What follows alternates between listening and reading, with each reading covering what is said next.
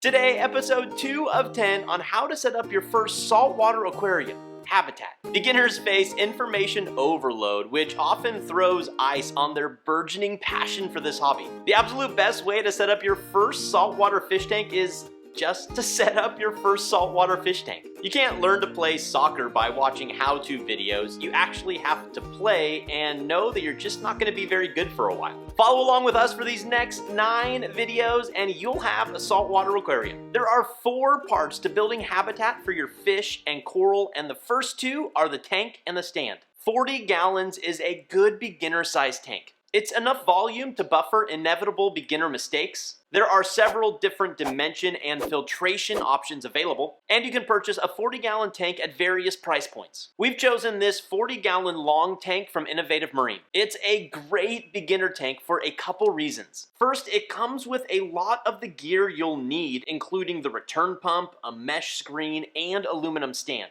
Second, the rear filtration chamber is a huge step up from a hang-on-the-back filter. It will hide all of your heating and filtration gear so that the main display portion of your tank remains clean and uncluttered. The included stand comes in white or black and needs to be assembled. Luckily, since it's made of aluminum, it's easy to put together, it's lightweight, and it's waterproof. The 2 included shelves are great for holding gear, and it's awesome that the upper shelf height can be adjusted. The rear of the stand is open, and that's where all the tubes and wires will be hidden. Since I'm going to install an automatic water change system, I mounted the top shelf high enough to accommodate easy removal of 2 5-gallon buckets. My wife helped me lift the tank onto the stand, and we scooched it into place. Be sure to leave enough space between the wall and the tank so you can slide your arm behind to fiddle with any wires. Once the tank is filled with water, the water alone will weigh over 300 pounds, so it won't go anywhere at that point. Since I'll be adding a hang-on-the-back refugium to the rear of this tank, I left a bigger gap than usual. The rest of the setup is insanely easy. Install the 2 adjustable water level risers and push them all the way down.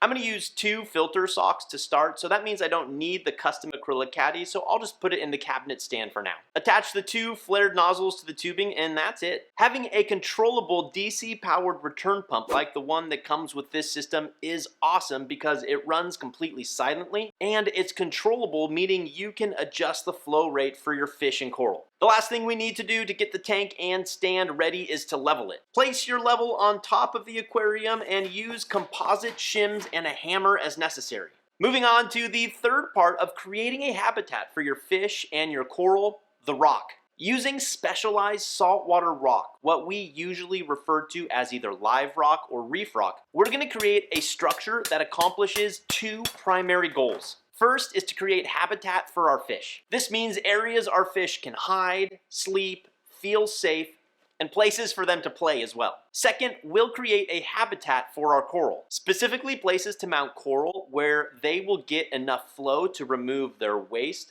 but also enough light to create their own food. To create this aquascape, we'll use some rock, some purple epoxy, as well as extra thick super glue. I really like this purple colored rock from BRStv because it comes in all sorts of shapes and the natural coralline color looks great from day one. To create this aquascape, I'll use a hefty amount of super glue to initially hold the pieces together, quickly followed by epoxy to provide structure around the rock. Then I'll use a small piece of rock to create more natural looking texture on the epoxy before it dries. While I'm trying to figure out exactly how I want this aquascape to look, I'm keeping 3 things in mind. First, I don't want any rock to be within 1.5 to 2 inches of the glass or rear acrylic panel. This way, I can get an algae scraper and gravel vacuum in there to keep everything clean. Second, I want to keep my rock work relatively low, definitely no more than 50 to 60% of the total water height. This way, there will be areas to place coral on top of the rock.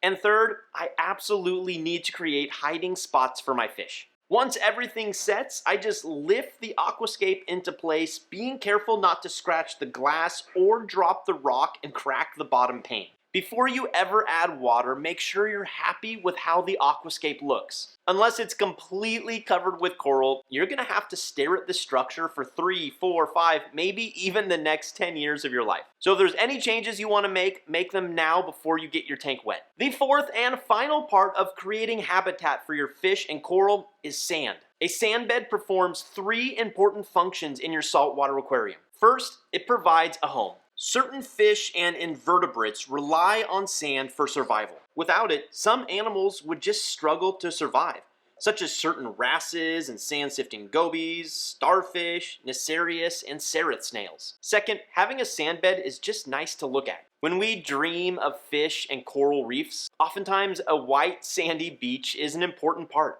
And third, a sand bed is really important for the biome of your tank. It provides tons of surface area for beneficial bacteria to live, which will keep toxic ammonia and nitrite out of your water. I'm using one 20-pound bag of Carib Sea Ocean Direct original grade sand for this tank. This sand is awesome and perfect for any level of hobbyist. It's actually pulled directly from the ocean and packed with seawater, meaning there is a ton of biodiversity in each bag. Cut open the bag and add it directly to your tank. Use your hands to spread it around evenly and don't even think about rinsing it because you'll just be rinsing away all of that biodiversity. Before it dries out, you need to add seawater. But unless you live near the ocean, you're going to have to make it yourself. Learn exactly how to do that in episode 3 by clicking here. Thanks for watching. Happy reefing, be well. We'll see you in the next video.